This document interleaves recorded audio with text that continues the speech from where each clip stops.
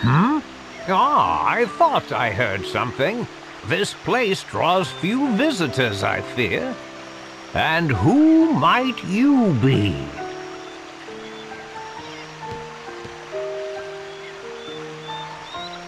I am Agnes Oblige, Vessel of the Wind. Ho ho! Little Agnes, is it? My, how you have grown, child. You were scarce more than a little sprout when your predecessor brought you here. Now look at you, a fine woman you've become. Why the long face? If there is anything this feeble old man can do for you, name it. He hasn't changed a bit. Sage, Agnes's Vestal garb has become threadbare. Oh, her Vestal garb, you say? Let me take a closer look. Yes, this should be easy to patch up. Sage, do you remember me at all?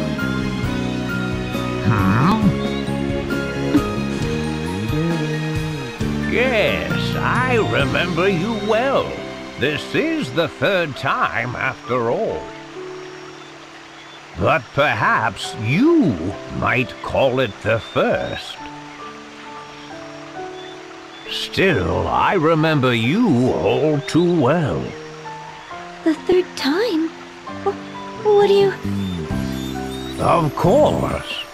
Let me put it this way. Which world are you from, Agnes? What? Well, you'd better come inside.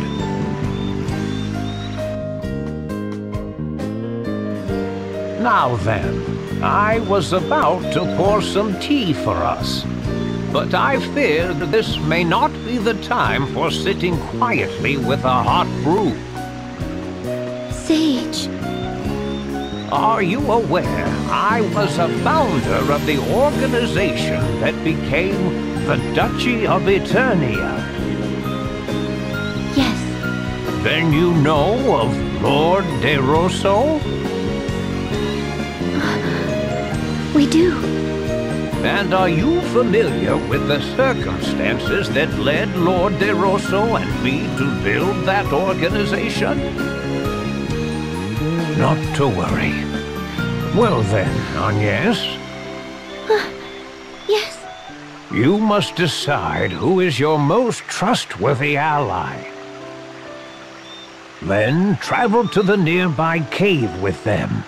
You will find it to the southwest of here.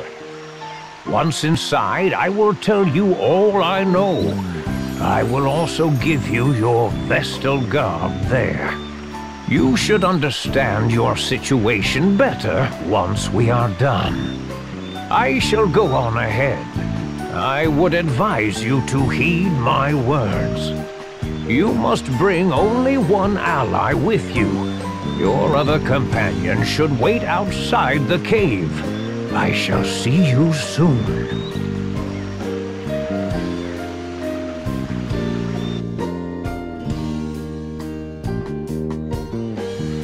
It seems the sage knows something of our predicament.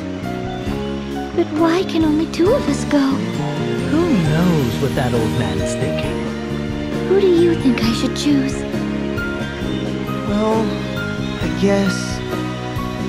you have to make your own choice, Agnes. Remember the sage's words. You have to decide who you trust most, Agnes. Do I count as well? I'm going with Agnes either way. Wait, I think it should be me. You need a man who knows how to look after a woman. I would die for you, Agnes. Of course, I would die for you too, Idia. So I play second fiddle to her, huh? Whatever. The jealousy of a woman spurned is so endearing. Oh, shut up, Ring-a-Bell. I'm not jealous at all. As calm as ever, I see. It would have been nice to see you blush, at least. What am I to do? Like I said, just make the decision yourself, Agnes. What? Nothing. Can I see you outside, Tiz? Huh? Oh, sure. Hey, don't mess up, lover boy. What? Stop giving me a hard time. What about me?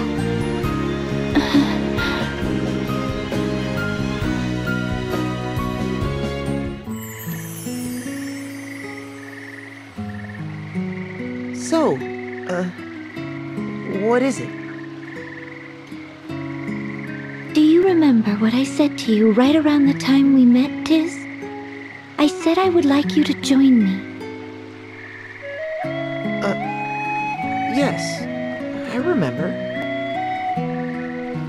And you have stayed at my side this whole time, through journeys far and wide. So, I think I would like you to be the one to come with me. Will you do it? I feel the same. I remember the promise I made. I'll never forget it. Not till my dying day. I've come this far with you. I've stuck with you until now. You will always be a ray of hope to me. Tiz.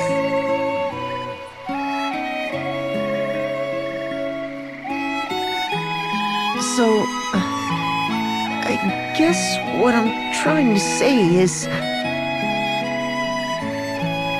I'd be honored to go with you.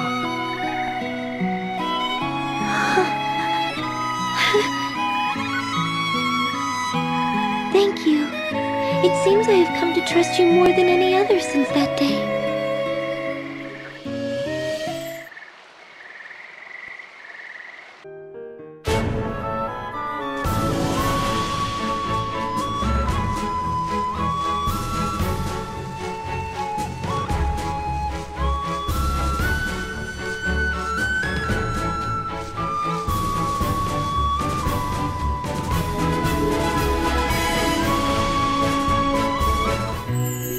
Tis a shame, Agnes. But Tiz has a kind heart, and I know he will take good care of you. That I guarantee. Tiz, I am counting on you to escort Agnes with the utmost care.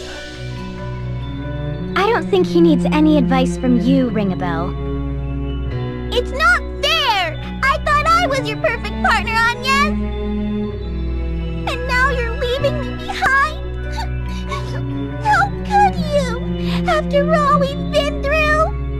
I am sorry, Aerie. I hope you can understand. Stop acting like a brat and give them a proper seeing off, Aerie. Go on, get going already. We'll be back soon. Take your time.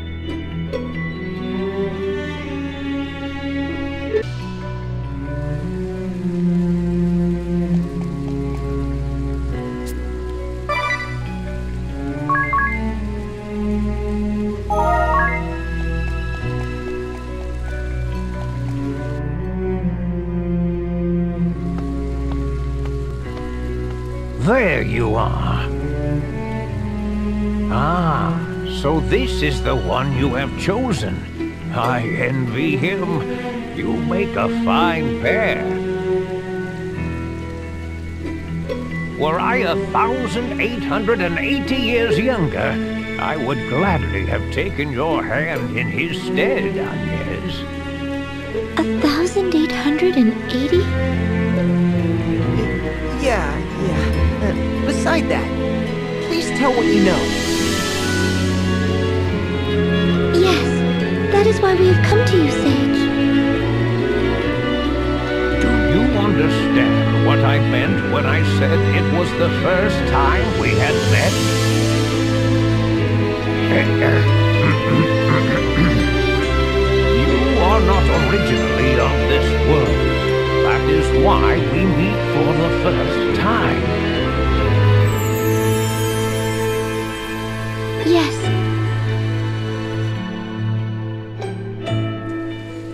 Sage, earlier you said this may be the third time we have come in contact.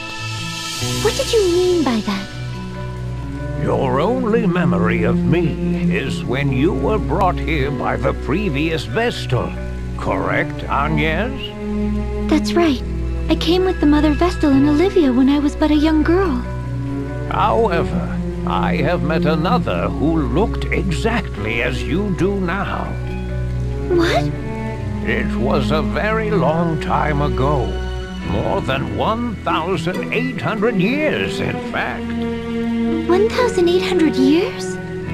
Just how old are you, Sage?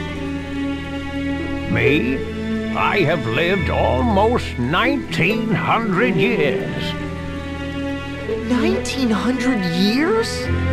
No cause for surprise. Lord De Rosso is 500 years my senior. We were once mortal enemies, he and I was High Inquisitor of the Crystal Orthodoxy. He was an immortal who led those seeking to thwart us. We crossed swords on the field of battle dozens of times. In our final battle, the fighting went on for over 100 days, a true struggle to the death. With both forces decimated, the two of us met in combat, each determined to land the killing blow or die trying. At that moment, an angel appeared before us. This wounded angel was a beautiful young woman who looked exactly like you, Agnes. Both Lord De Rosso and I were mesmerized, and before we knew it, we cast our swords aside and went to her aid. She had lost her light, and her wings were broken and severed. We knew she was beyond saving. We were only with the angel a short time. To Lord De Rosso and I, who mark our lives in centuries, it seemed little more than an instant now. But this moment changed both of our lives dramatically. With the last of her fading strength, she spoke to us. Of the crystal's secrets and of their dangers. Dangers? I was a man of the cloth, and Lord De Rosso was one who opposed my religion. The truths we learned that day shook the very foundations of all we had both believed in.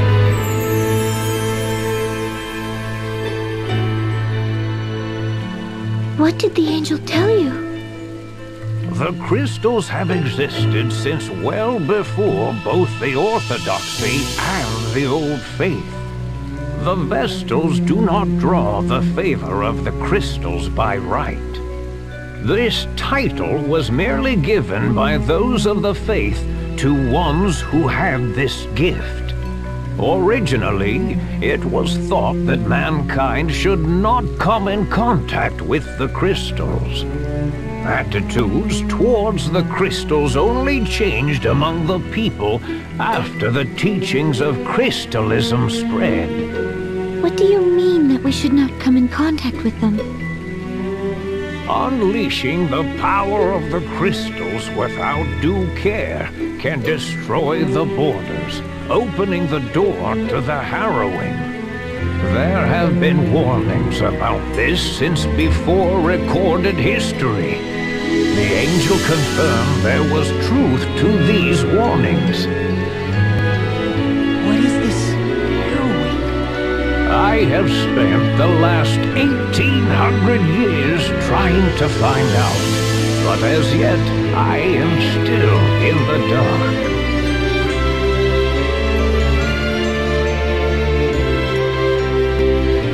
The true nature of the harrowing is shrouded in mystery. Is the great chasm that opened in Kaldisla not the harrowing? The Great Chasm is merely an omen of it. It was one of the events the angel spoke of. I cannot say if the harrowing results from the great chasm opening up, drawing in darkness, then spewing it forth, or it may point to the tainting of the seas, the wind stopping, the volcanoes erupting. In a previous world, we awakened the four crystals and calmed the fury of nature. Then we summoned the holy pillar to close the great chasm. You may have acted in the belief that what you did would help. However? The path you have taken to this point aligns perfectly with the path to the harrowing prophesied by the angel. The path to the harrowing? Do you plan to awaken the crystals again? If so, you would do well to heed what I have said. Always question how the actions you take will affect the world around you. We will. Thank you for hearing me out. It is a remarkable resemblance, yes, you and the angel. Speaking with you has brought the memories of 1800 years ago back as vividly as if they were yesterday. Sage. At this rate, I shall be compelled to clasp you to my breast and plant a kiss upon your lips.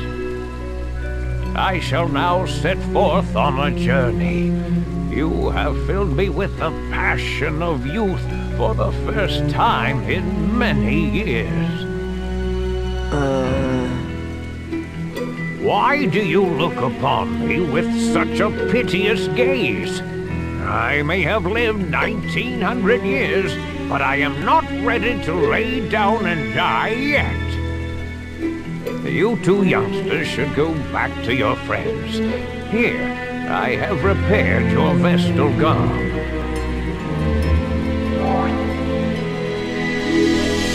Thank you, Sage. Thank you very much. Of course. I wish you good health, Agnes.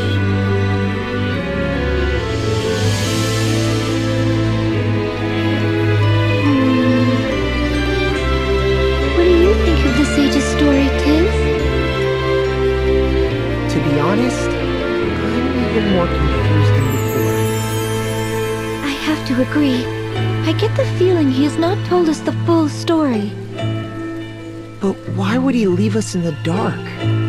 He either did so for good reason, or because there was something he was unwilling to share. Either way, he sure is an old lech, huh? You are not wrong there. Anyway, let's go meet up with the others.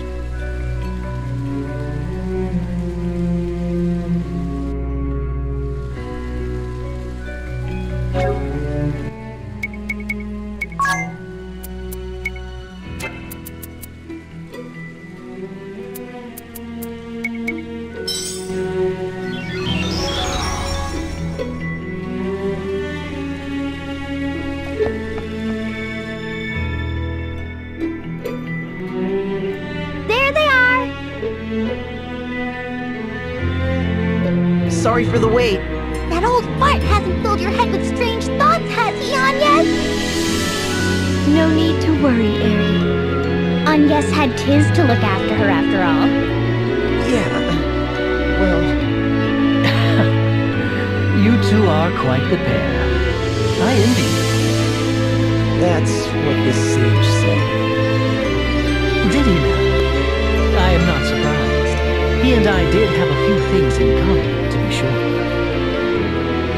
That's enough out of you, Ring-a-Bell.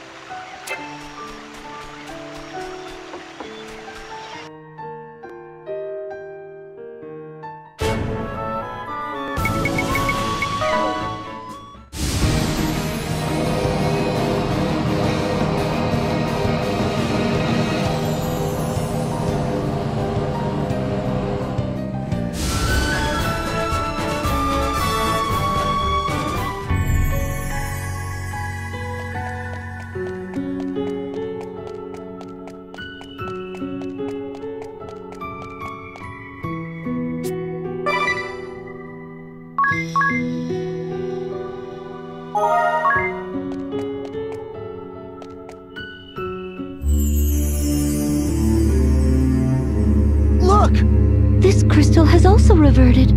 Should we perform the Rite of Awakening? I think so. Wait, something lurks nearby.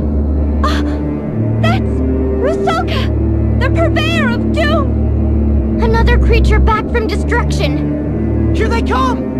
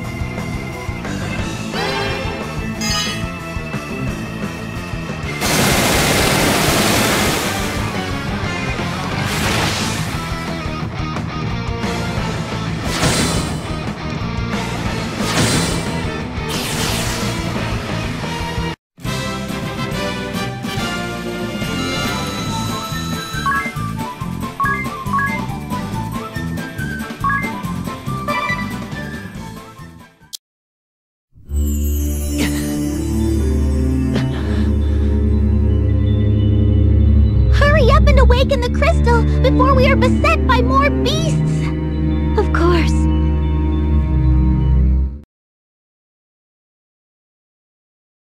I'm ready, Eri. I'm sure you have the hang of it, but if there's anything you'd like to go over again, just ask. Time to get started, Agnes. Are you ready? Yes. Let us begin.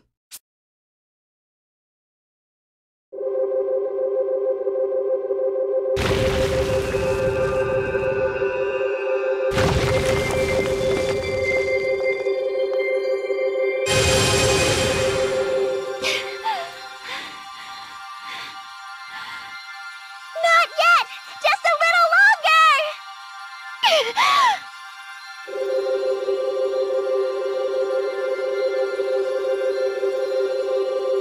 More! Keep going!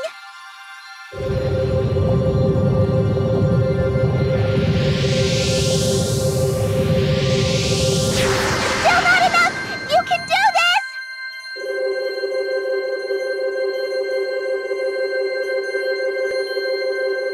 Stop! That's it!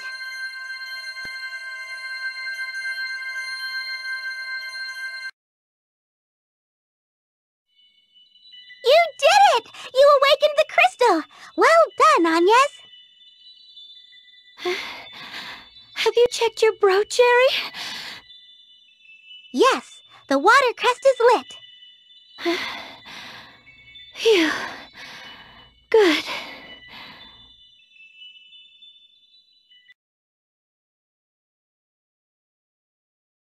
Are you okay, Agnes? Yes, I am used to it now. I need a short rest, but then we should head to the next temple. Okay.